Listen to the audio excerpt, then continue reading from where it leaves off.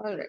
So in the previous class, we had discussed about the basic introduction of our nervous system, what it does for us, and we also saw the structural and functional unit of our nervous system, which was the neuron, right? We saw the parts of the neuron, and now we're going to see more in detail about the different parts and particularly some more parts that are still left. So when we were talking about the neuron, we saw how neuron is the functional unit of our whole entire nervous system.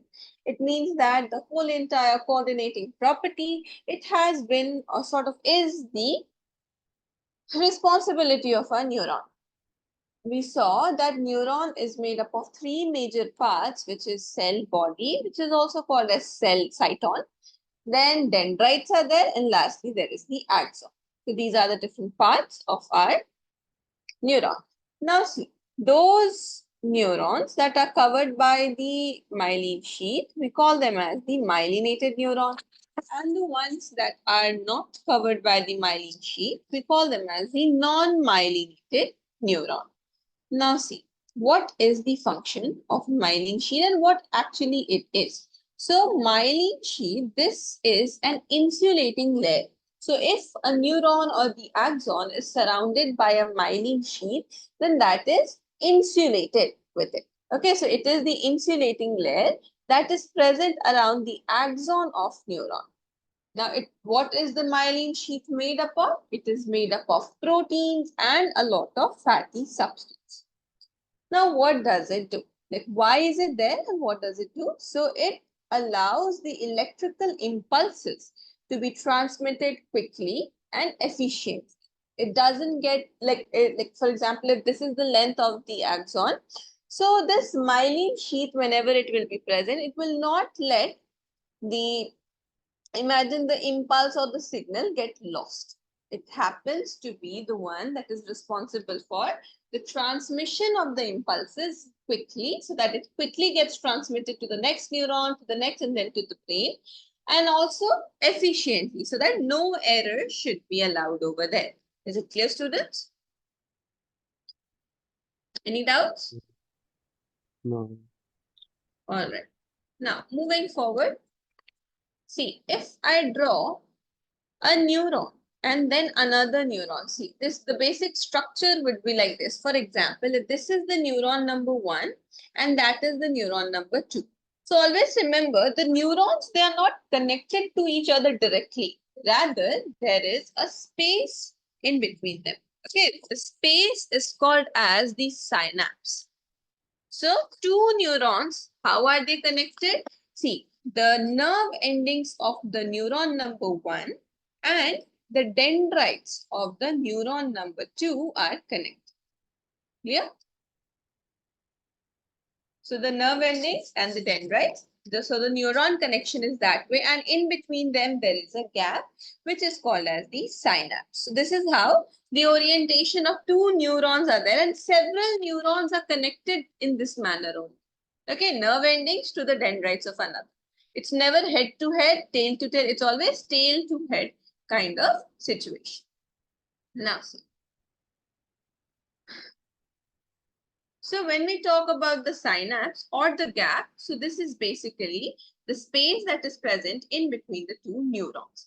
Now, what does it do and why is it there? See, basically, this is the part like when one neuron will be sending the impulse, which has to be received by another neuron.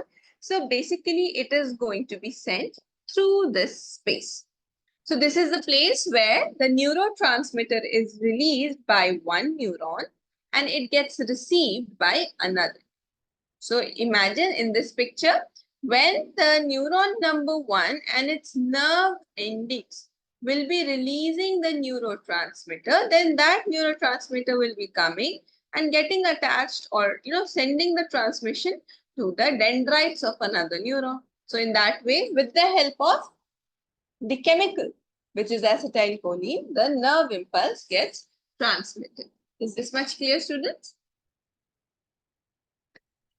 Yes, So no. it is the space present between the nerve endings of one neuron and the dendrites of another neuron. And this is the place where neurotransmitter is released by the neuron number 1. It will be received by the neuron number 2. Now the axons, they have swollen endings which contain a chemical called as acetylcholine.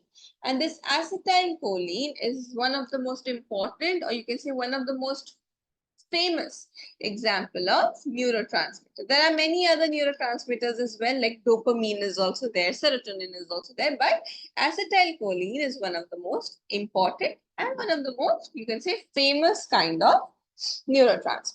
Is this much clear? Any doubts, students? No, no. No. Okay. Then now let's talk about the different types of neurons. So this was like the basic structure of neuron that we all just saw. Now, depending upon where to where the neuron goes, the neuron is of 3 types: sensory, motor, and association or relay neuron. So if the neuron is carrying the impulses from the receptor, meaning the point where the stimulus has been received, up until the central nervous system. So that neuron which will be taking the impulses and bringing it to the central nervous system, that will be called as the sensory neuron, the first one.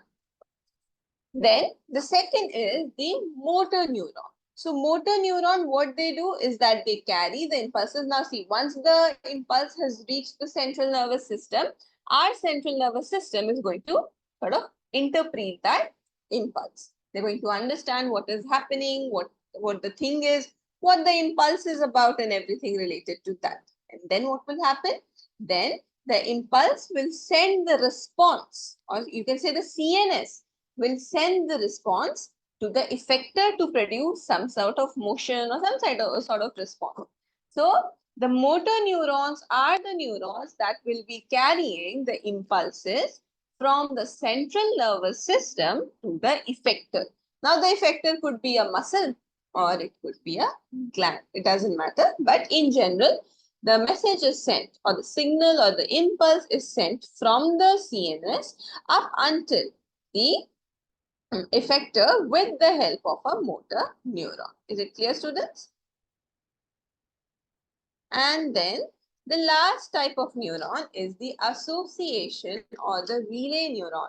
Now this is the kind of neuron which is sort of acting like a bridge in between the sensory and the motor. So they connect the sensory and the motor neurons together. That is association neuron. Clear? Any doubts?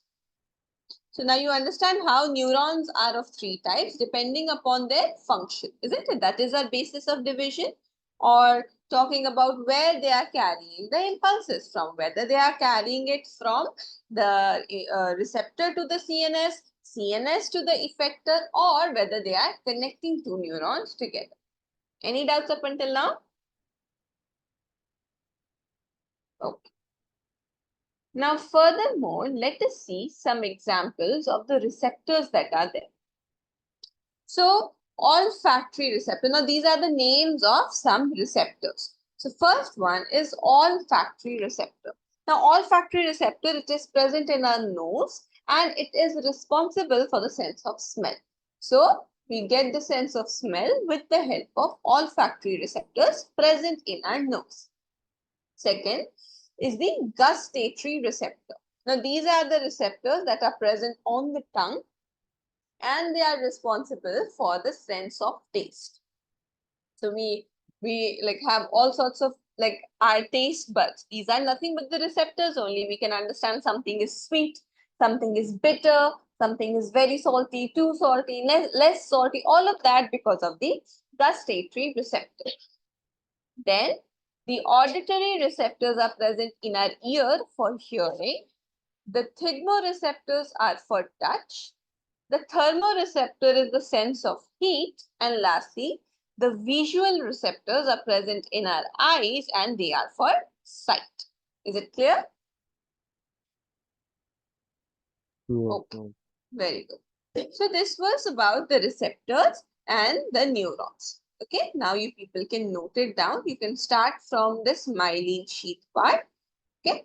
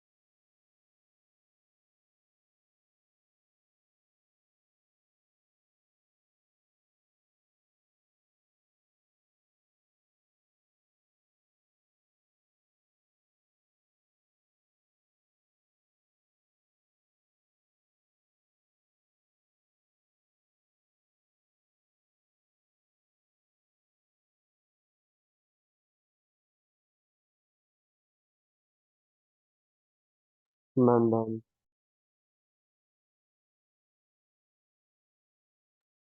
Both of you are done, students?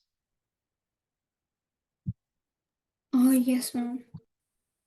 Yeah. Okay, now you can draw this thing. Two neurons, draw it nicer than I have. And represent the gap in between them, which is called as the synapse.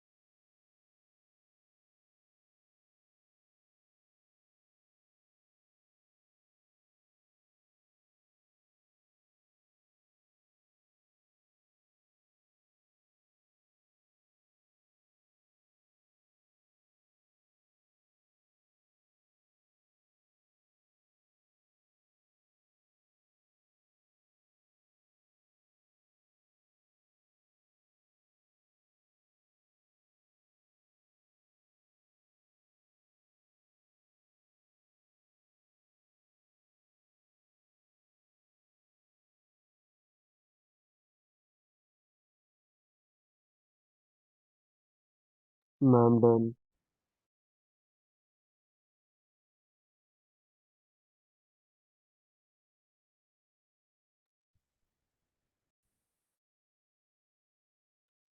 So if you are done, students? Afreen, are you done?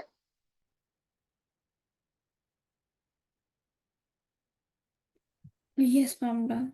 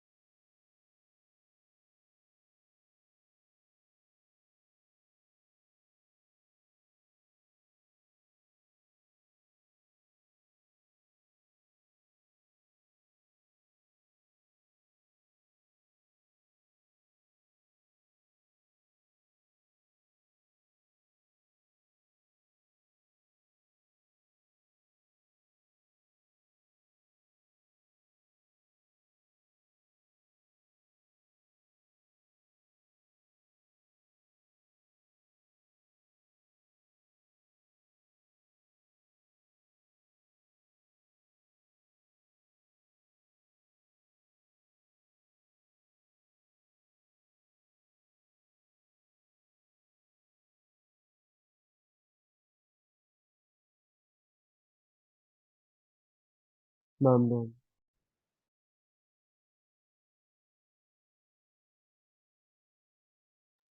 Yes, everyone's done till here. Shall I scroll down?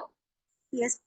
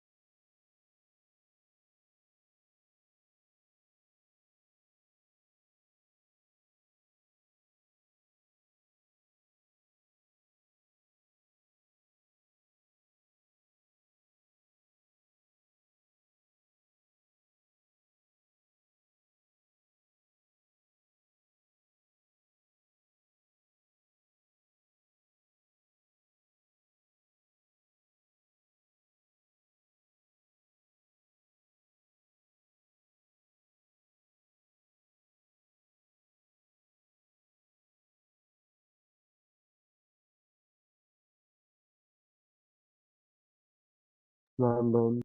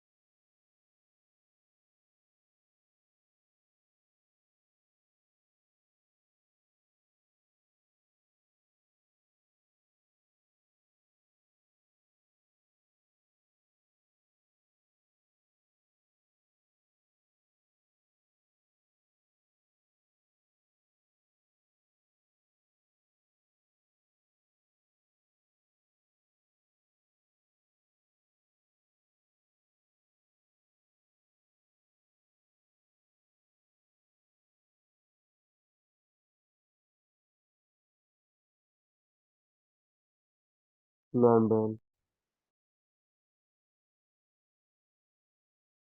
All of you are done, students. Are you facing any difficulties up until now?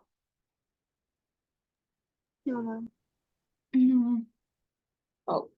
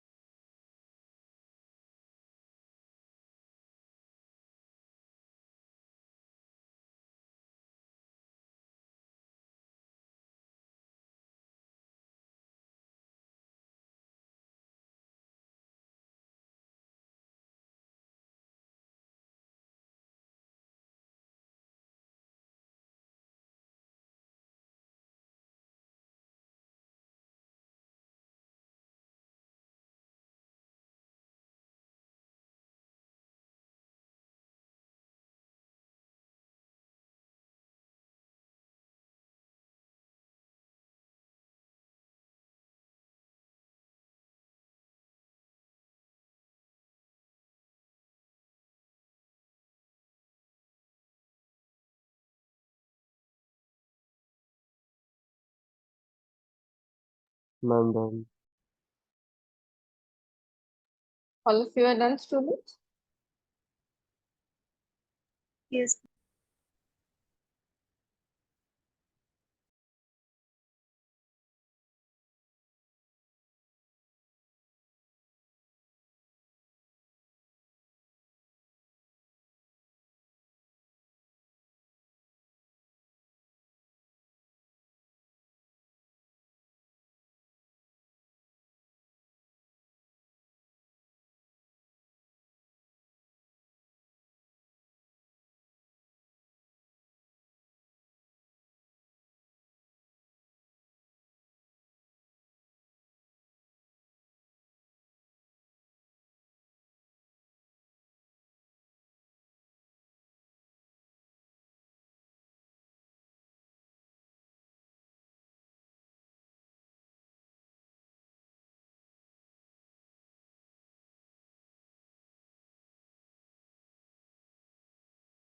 Ma'am, done.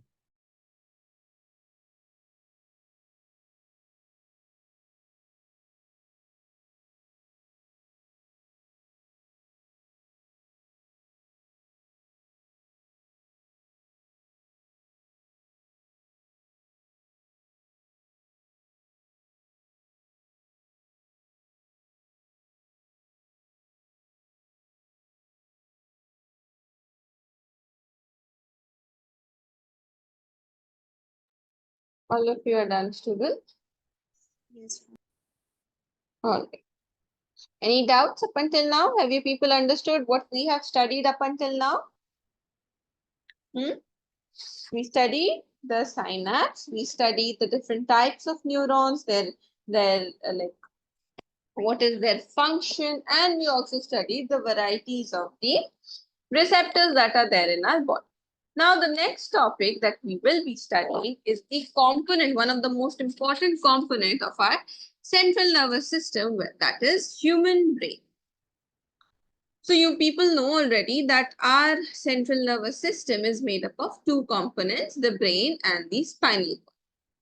Now the brain, it is responsible for every single coordinating activity that happens in our body, no matter what. If the brain will not be involved, then the things will not be done properly. Now, a brain, even though it's like very high tech and everything, but still it's a very, you can say, soft and delicate organ, right? So it has to be protected very nicely. And the brain is protected inside the cranium of the skull. What is a cranium? Cranium is nothing but the brain box, the part of the skull in which the brain is placed. We call that part as the cranium, and in common terms, we call it as the brain box. So our brain is protected inside the brain box. Now remember that brain is the, like you can say, the main coordinating center of our body.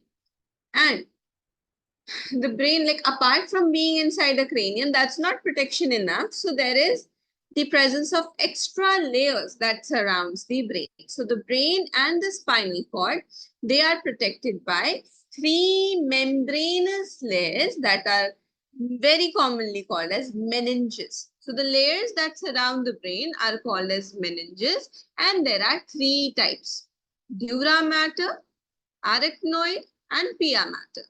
Okay, these are the three layers that surround our brain. Now, each of these layers, it's like one on top of the other, but there is a space in between them, and that space is filled up with the cerebrospinal fluid.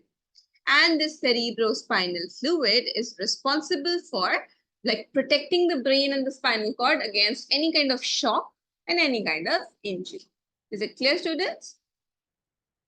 So this was like the basic introduction of human brain. We will be discussing more about the human brain, its different parts and everything in the next class. Up until now, do you people have any doubts anywhere? No. No. All right. Okay. All right, students. So we'll keep it till here only for today's class, and we'll continue in the next.